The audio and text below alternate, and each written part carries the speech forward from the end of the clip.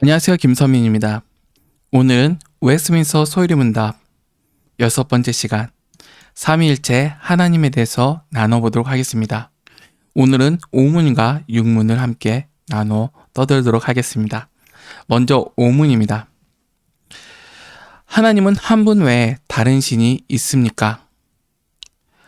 살아계시며 참되신 오직 한 하나님만 계십니다. 하나님의 신격에는 몇 위가 계십니까? 답. 하나님의 신격에는 성부, 성자, 성령, 삼위가 계시는데 이 삼위는 한 하나님이시며 본질이 같고 능력과 영광이 동등하십니다. 아멘. 지난 시간 우리는 하나님의 본질에 대해서 나눠보았습니다. 이어서 우리가 믿는 삼위일체 하나님이란 무슨 뜻인지를 한번 나눠보도록 해야 합니다. 사실 성경에서는 삼위일체라는 용어가 나오지 않습니다. 하지만 신구약 성경은 우리가 삼위일체라 부르는 하나님이 실제로 존재하고 계신다라는 사실에 대해서 증거하고 있죠. 먼저 마태복음 28장 19절은 예수님께서 하늘로 승천하시면서 우리에게 지상 명령을 주셨습니다. 그 말씀 끝에 예수님께서는 성부와 성자와 성령의 이름으로 세례를 주라, 곧 아버지와 아들과 성령의 이름으로 세례를 주라고 말씀하셨습니다. 또한 우리가 예배의 마지막에 삼위일체 하나님의 이름으로 축도를 드리는 근거가 되는 고린도서 13장 13절에서 바울은 주 예수 그리스도의 은혜와 하나님의 사랑과 성령의 교통하심이 너희 무리와 함께 있을지어다 라고 고린도 교회를 향해서 축도합니다. 이 두 성경 구절이 삼위일체 하나님에 대해서 가장 명백하게 보여주는 성경 구절입니다. 이 외에도 간접적으로 삼위일체 하나님이 계시다라고 보여주는 것이 그 성경 구절들이 많습니다. 가장 중요한 증거 중 하나는 예수님의 세례 사건입니다. 예수님께서 공적인 사역을 시작하시기 전에 세례 요한의 세례를 받으시고 물에서 올라오셨을 때 하늘에서부터 이는 내 사랑하는 아들이요 기뻐하는 자로다 라는 음성이 들렸습니다. 이어 비둘기 같은 모양의 성령님께서 예수님의 머리 위에 임하셨습니다. 여기에 명백하게 성부 하나님, 성자 하나님, 성령 하나님의 삼위일체 하나님이 모두 등장하셨죠. 그러면 신약 성경에만 삼위일체 하나님이 계시는가? 구약 성경에는 삼위일체 하나님에 대한 언급이 없는가? 명백하게 보면 없지만 암시적으로는 보여주고 있습니다. 창세기 1장 26절에서 하나님께서 인간을 창조하실 때 우리가 우리의 형상을 따라 우리의 모양으로 사람을 만들고 라는 말씀 속에서 우리라는 복수형을 쓰셨습니다. 이뿐만 아니라 시편 110편 1절에서 여호와께서 내 주에게 말씀하시기를 너는 내 우편에 앉으라 라는 다윗의 예언적 표현을 통해서 여기에 언급된 내 주는 성자 하나님을 가리키는 것이죠. 이 예수님께서 승천하셔서 하나님의 보좌 우편에 앉으셨다라는 뜻입니다. 이와 같이 하나님께서 삼위일체 하나님으로 존재하시고 사역하고 계신다라는 사실이 성경에 나타나 있습니다. 그리고 구약에서 신약으로 갈수록 하나님께서 더욱 분명하게 밝히고 계신다라는 것을 알아볼 수 있는 것이죠. 그러면 두 번째, 삼위 하나님의 기본 명제, 삼위일체에 대한 기본 명제에 대해서 한번 나눠보도록 하겠습니다. 여기서는 좀 약간 지루하다라고 여길 수 있습니다. 어떤 인간의 적용점이 없다라고 하죠. 그러나 우리가 사랑하는 이가 어떤 분이신지 아는 즐거움이 우리에게 더 깊기 바랍니다. 또한 이 삼위 하나님을 바로 알고 바로 예배 드리시길 원합니다. 그리고 이 삼위 하나님을 이해하면 이해할수록 우리가 어떠한 신앙적 반응을 가져야 되는지에 따라까지도 우리가 이해할 수 있습니다. 그러나 이 기초가 마련되지 않은 아직 시작하는 좀 연약하신 분들에게는 좀 왜 이것들로 치부될 수 있는 좀 안타까운 좀 현실을 고백하고 좀 말씀을 이어가도록 하겠습니다.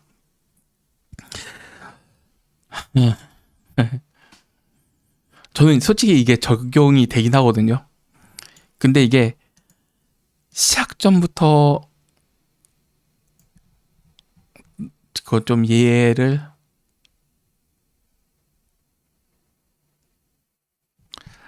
못할 때가 많습니다.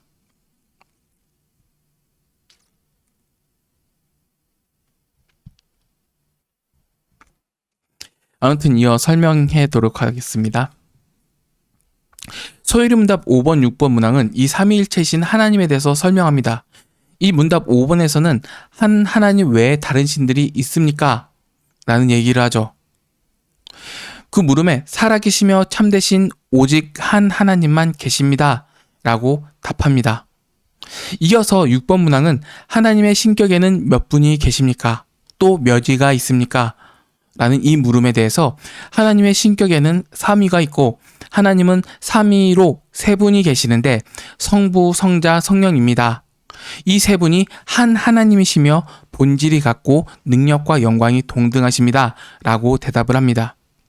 소유리 문답 5번, 6번 문항에는 삼위일체를 이해하기 위해서 기본적으로 알아야 할 세 가지 내용들이 담겨져 있습니다.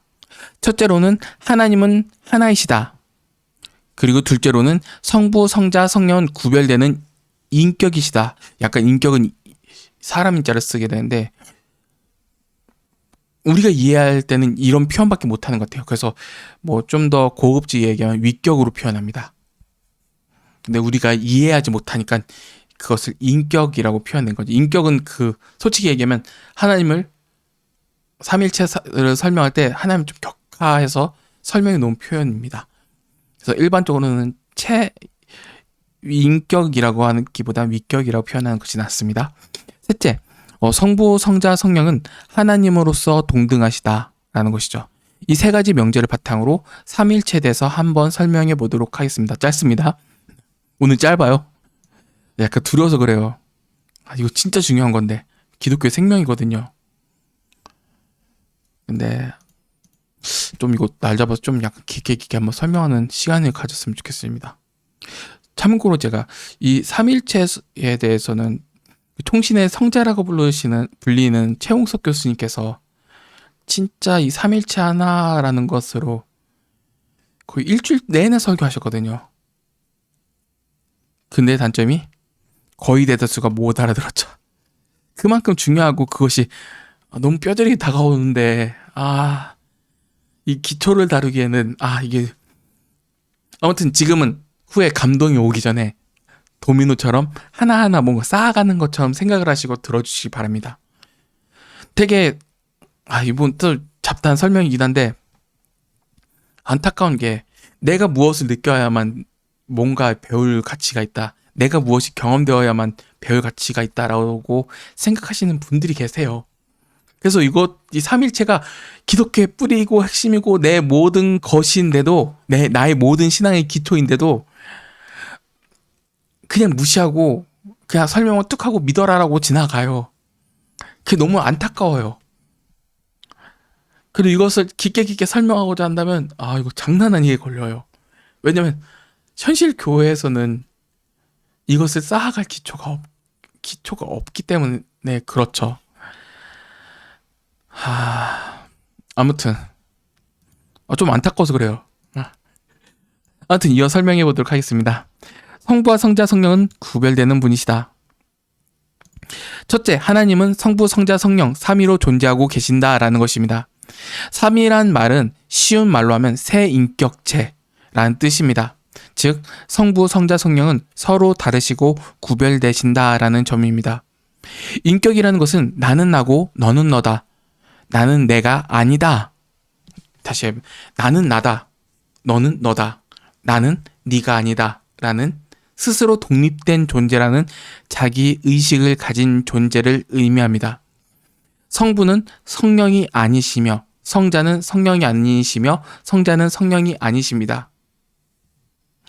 이 세 분이 서로가 구별되십니다. 그래서 성부께서는 성자를 이 세상에 보내셨습니다. 그리고 성자는 성부에게 순종해서 이 세상에 오셨습니다. 그리고 성령은 성부와 성자에게 보내심을 받았습니다. 이와 같이 삼위 하나님이라고 말할 때 첫 번째 중요한 사실은 성부와 성자와 성령이 다르시며 구별되는 세 분으로 존재하신다라는 것입니다. 두 번째 명제입니다. 성부, 성자, 성령은 모두 완전한 하나님이시다. 둘째로 성부, 성자, 성령은 모두 완전한 하나님이시다라는 것입니다. 이 세 분은 구별되는 세 위격이지만, 인격이라고 하기도 하지만 하나님으로서 본질이 같고 능력과 영광이 동등하다는 뜻이 있습니다. 쉽게 말하면 아버지 하나님은 100% 하나님이시고 예수님도 100% 하나님이십니다. 성령님도 100% 하나님이십니다. 그러므로 삼일체 하나님이란 뜻은 성부, 성자, 성령 세 분 모두 지혜와 능력이 무한하고 영원하고 불변하시다라는 뜻입니다. 이 세 분이 다 하나님으로서 예배 받으시기에 합당한 분이십니다. 세 번째 명제입니다. 되게 단순하죠? 진짜 안타까워요. 제가 설명하는데도 대속이 찢어져요. 이걸 이해하면 하나님께서 하신 그 크신 그 영광의 그 깊이를 누릴 수 있는데, 아무튼 세 번째 들어가겠습니다. 셋째, 성부와 성자, 성령은 서로 구별되면서도 모두가 완전한 하나님이시지만 하나님께서는 똑같이 동등하신 하나님이십니다. 그러므로 하나님의 신성은 셋이 아니요 하나이십니다. 이는 하나님의 신성이 하나라는 뜻이죠. 이 하나라는 말은 숫자적인 의미에서 하나가 아닙니다. 인격적으로 한 분, 위격적으로 한 분이란 뜻이 아닙니다. 이것은 동등하다라는 의미로 이해해야 됩니다. 요한복음 10장 30절에 예수님께서는 자신과 하나님을 동등하게 여기시는 예수님을 향해 분노한 유대인들의 모습이 나옵니다. 본문에서는 예수님은 자신과 아버지는 하나라고 표현했습니다. 아버지와 아들의 관계를 갖고 있지만 신성의 능력과 본질로서 동등하시다라는 뜻입니다.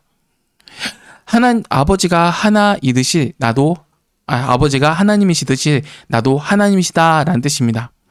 그렇기 때문에 유대인들이 이 말을 듣고 사람이 되어 하나님과 동등하다라는 주장을 예수님을 향해 신성 모독이라고 외치며 분노했던 것입니다. 그러므로 삼이라는 말은 성부와 성자, 성령은 서로 다른 인격, 위격이지만 이 세 분이 모두 하나님이시다라는 고백이 담겨져 있습니다. 그리고 일체라는 말에서 어떠한 숫자적인 개념보다 동등하다라는 개념이 더 중심이 된다라는 사실을 기대하셔야 됩니다. 그럼 세 번째, 삼위일체 하나님과 이방 종교의 차이점에 대해서 나눠보도록 하겠습니다. 이것은 일신교와 다릅니다. 이슬람교 같으면 일신교죠. 알라라고 하는 한 명의 신만을 믿습니다. 그러나 우리가 믿는 하나님은 일신이 아닙니다. 성부가 계시고 성자가 계시고 성령 하나님께서 계십니다. 완전하신 하나님이 세 분이십니다. 그렇다면 우리는 삼신이 아닙니까? 이렇게 오해할 수 있습니다. 그러나 삼위일체는 삼신교와는 다릅니다. 예를 들어 그리스 로마에 나오는 많은 신들이나 우리나라에서 전통적으로 내려오는 수많은 신들, 이집트에 많은 신들이 있습니다. 이러한 다신교의 특징은 신들은 인격이긴 하지만 서로 간에 다른 점이 있고 서로 간에 차이가 있다는 것이 있습니다. 서로 간의 특성이 다 다릅니다. 그러나 성부와 성자, 성령은 똑같은 하나님이시다. 똑같이 거룩하시며 영광스러우시며 전지전능하십니다. 하나님이 하나 되심이라고 하는 신성은 하나밖에 없는 것입니다. 따라서 하나님은 하나이십니다. 삼신교는 신이 셋이라는 뜻이지만 삼일체는 신성이 오직 하나라는 뜻이죠. 좀 어렵죠? 이해하지 못해요. 그렇지만 우리는 이 하나님을 고백하고 예배 드려야 됩니다. 마지막입니다. 다양성과 통일성으로 존재하시는 삼위일체 하나님입니다. 하나님께서는 삼위일체로 존재하신다라는 사실은 우주의 모든 존재에 대한 해답을 줍니다. 하나님이 삼위로 존재하신다라는 것은 다양성을 보여줍니다. 또한 하나님이 일체로 존재하심은 통일성을 가지신 분이라는 것을 보여줍니다. 통일성 가운데 다양성을 가지신 분이 바로 하나님이십니다. 그리고 하나님께서는 자신의 이러한 특성을 우주 만물 안에 심어 두셨습니다. 그래서 우리가 이것을 누릴 수 있다는 것이죠. 단지 우리가 이해하지 못할 거야 라고 하면서 떨어지는 것이 아니라 우리는 이 명제를 가지고 하나님을 찾아가면서 하나님을 더욱더 누려 나아가는 것이죠. 이것을 이해하는 분들은 있고 모르시는 분들은 되게 가볍게 여깁니다. 진짜 이게 3일체 하면 진짜 아쉽습니다. 항상 보면. 왜냐면 신론, 기독론, 성령론에 대해서 나오잖아요. 근데 신론을 다루더라도 본질이 같고 능력이 같다. 기독론을 다루더라도 본질이 같고 능력과 영광이 동등하시다. 성령을 다루더라도 본질이 같고 능력과 영광이 동등하십니다. 라는 그것을 가지고 우리가 예배를 하게 됩니다.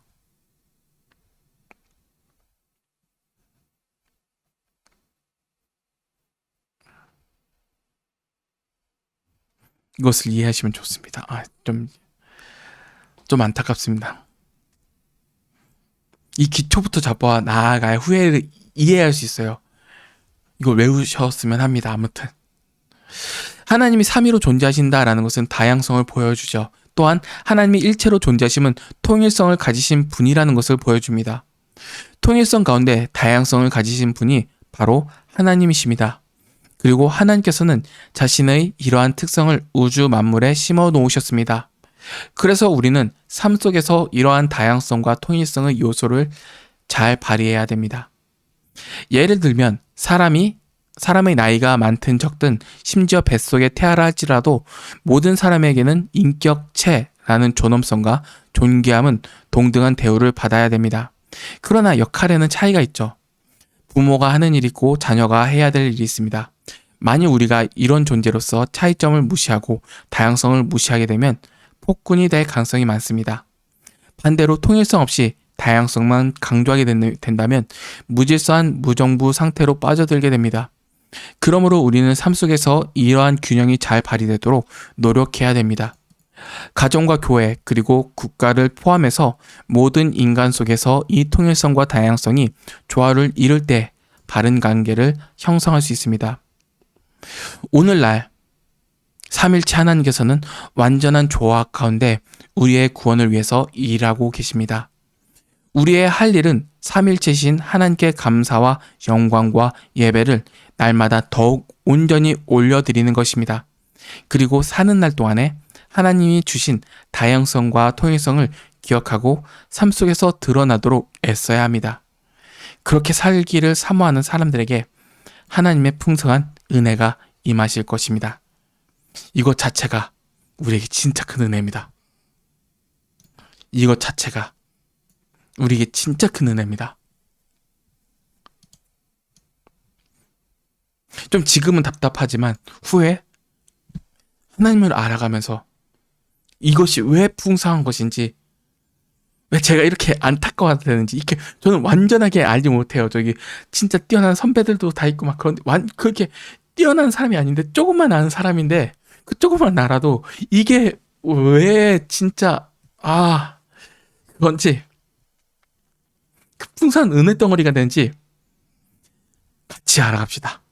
저도 아는 것에서 더 깊게 쌓아갈 것이며, 그리고 하나님과의 관계가 더욱더 깊어질 것이며, 우리들도 시작점에 있는 분들이라도 이 기초점에서 하나하나씩 이 풍성하게 그 계시해 놓으신 하나님을 알아가면서 하나님께서 넣으신 그 아름다움과 위대하심을 모두가 깨달아 나아가시기를 주님 안에서 진심으로 간절히 바라겠습니다.